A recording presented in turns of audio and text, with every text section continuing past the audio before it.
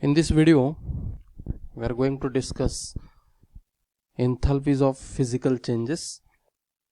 And in last video, I told you enthalpies of physical changes. It may be enthalpy of phase transition, enthalpy of atomic and molecular changes, and enthalpy of phase transition.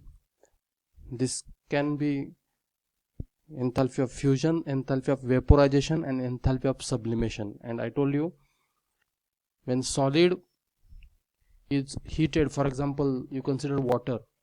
When ice is heated, there is a fusion and ice gets converted into liquid. The enthalpy change associated with this physical transition, it is the enthalpy of fusion.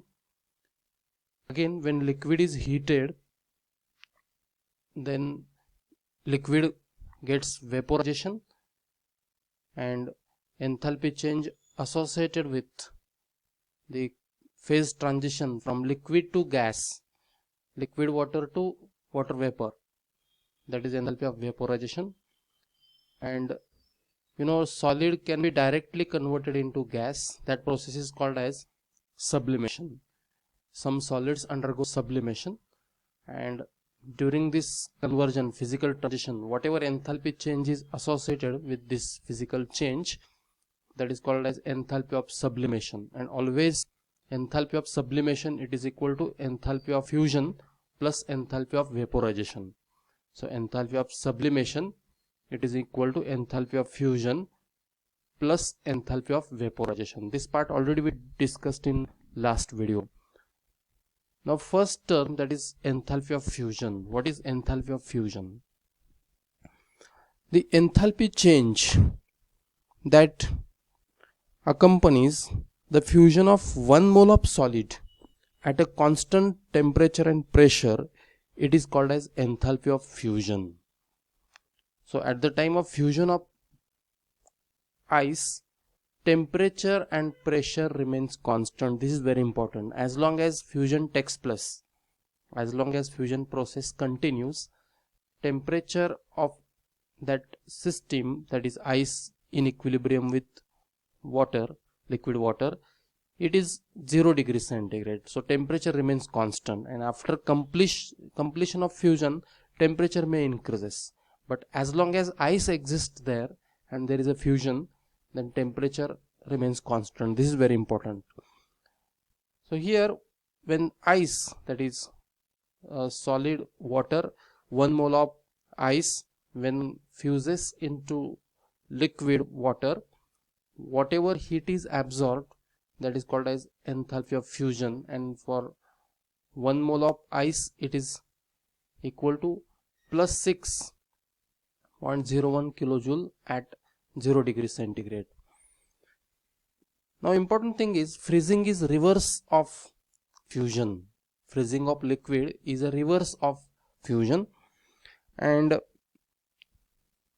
therefore when liquid water, it freezes into 1 mole of ice, whatever heat is evolved, that is minus 6.01 kilojoule at 0 degree centigrade. So enthalpy of fusion and freezing, they are reverse to each other.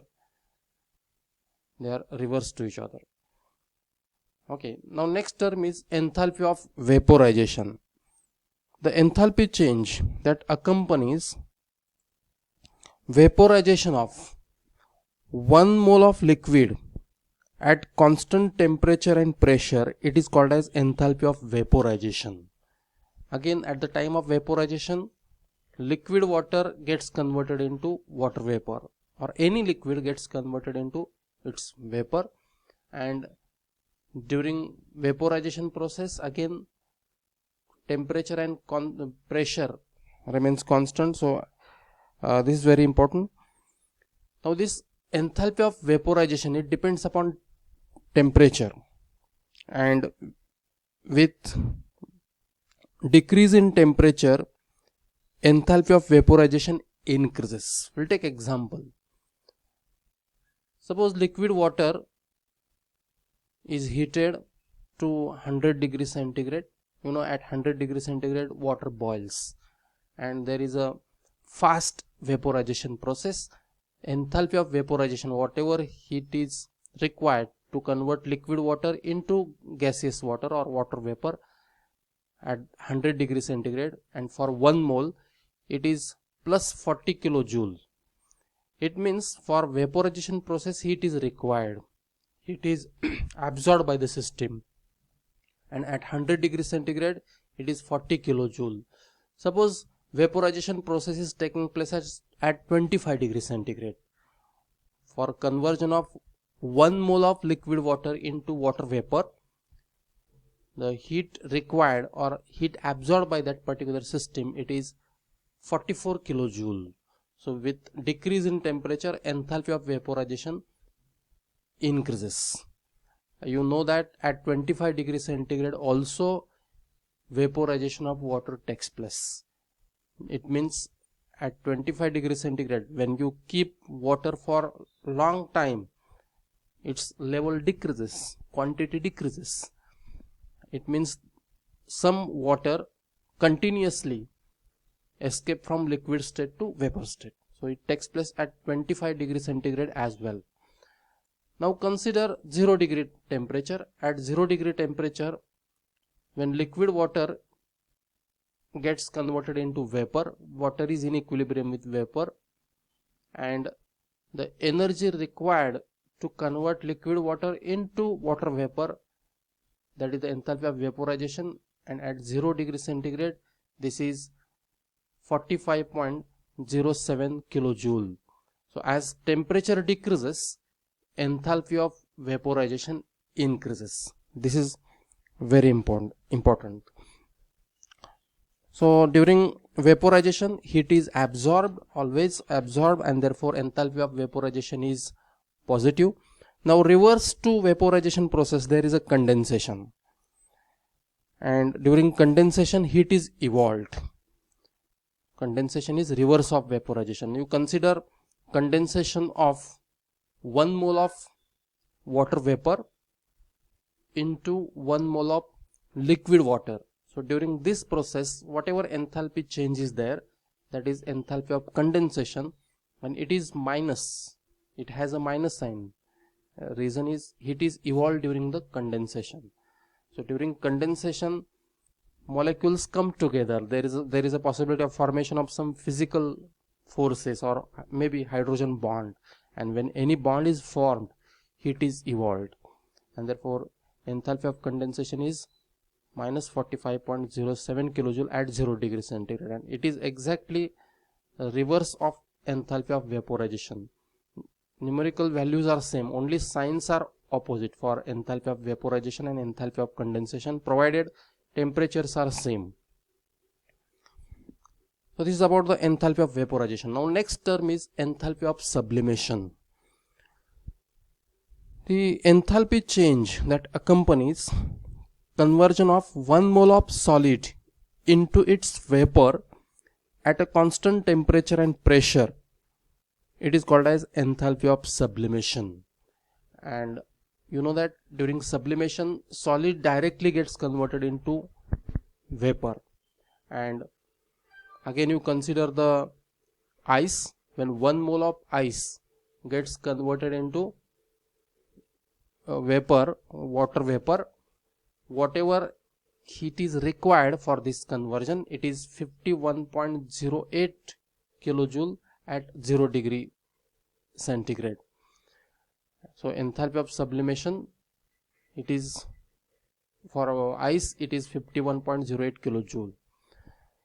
Now reverse, actually already I told you the enthalpy of sublimation, it is the sum of enthalpy of fusion and enthalpy of vaporization, and enthalpy of fusion for water or ice into water, it is 6.01 kilojoule, and enthalpy of vaporization for liquid water to water vapor, it is 45.07 kilojoule per mole at 0 degree centigrade. And as enthalpy of sublimation, it is the sum of enthalpy of fusion and enthalpy of vaporization. When we take sum of these two values, then it comes 51.08 kilojoule. So always you remember this relation, enthalpy of sublimation, it is equal to enthalpy of fusion plus enthalpy of vaporization.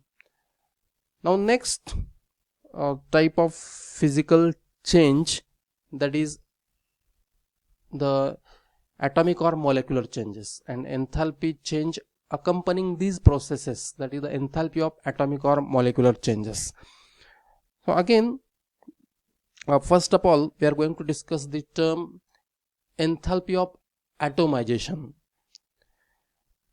Now the enthalpy change accompanying the separation of or dissociation of 1 mole of gas into gaseous atoms, it is called as enthalpy of atomization. The enthalpy change accompanying dissociation of 1 mole of gaseous substance into atoms is called enthalpy of atomization. Now here, during atomization process, molecule gets converted into atoms. Just bond is break between two atoms and molecule gets converted into atoms. And you know, to break bond, energy is required, and therefore enthalpy of atomization, it is always positive. Consider the example of chlorine molecule. When gaseous chlorine molecule gets converted into corresponding atoms, the bond between two chlorine atom breaks, and energy required to break bonds in 1 mole of chlorine and to form corresponding atoms, this energy is 242 kilojoule per mole. Consider the example of methane. In methane there are 4 carbon hydrogen bonds, and in 1 mole of methane, to break all the carbon hydrogen bonds and to form corresponding atoms, that is carbon and hydrogen, whatever energy is required, that is enthalpy of atomization. And for methane, this enthalpy of atomization is 1660 kilojoule per mole. And remember, in case of, as compared to chlorine, in case of methane, number of bonds are more, and therefore enthalpy of atomization is more for methane. Greater the number of bonds, greater is the enthalpy of atomization. And always you keep in mind, enthalpy of atomization, it is always positive. Now next term is enthalpy of ionization. Now the enthalpy change that accompanies the removal of 1 mole of electron from an isolated gaseous atom or ion, it is called as enthalpy of ionization. From neutral atom, 1 mole of neutral atom, when we remove electron, energy is required, and that energy, it is called as enthalpy of ionization. Consider the example of sodium. From isolated gaseous sodium atom, when we remove 1 electron, whatever energy is required, that is enthalpy of ionization, and for sodium it is 494 kilojoule. So it is also called as ionization enthalpy. Consider calcium. From isolated gaseous atom of calcium, when first electron is removed, the energy required, it is 590 kilojoule per mole. But you know, calcium ion is stable in +2 oxidation state. So calcium plus, from calcium plus, when second electron is removed, then there is a formation of Ca2 plus, and second ionization enthalpy for calcium, it is 1150 kilojoule per mole. So second ionization enthalpy is always greater than the first. Reason for this is, it is more difficult to remove an electron from positive ion due to strong attraction between electron and positive ion. So always the second ionization enthalpy is greater than first. Even for aluminum, third ionization enthalpy is still greater than second ionization enthalpy, because electrons are strongly held with cation than the neutral atoms. So this is about the ionization, enthalpy of ionization.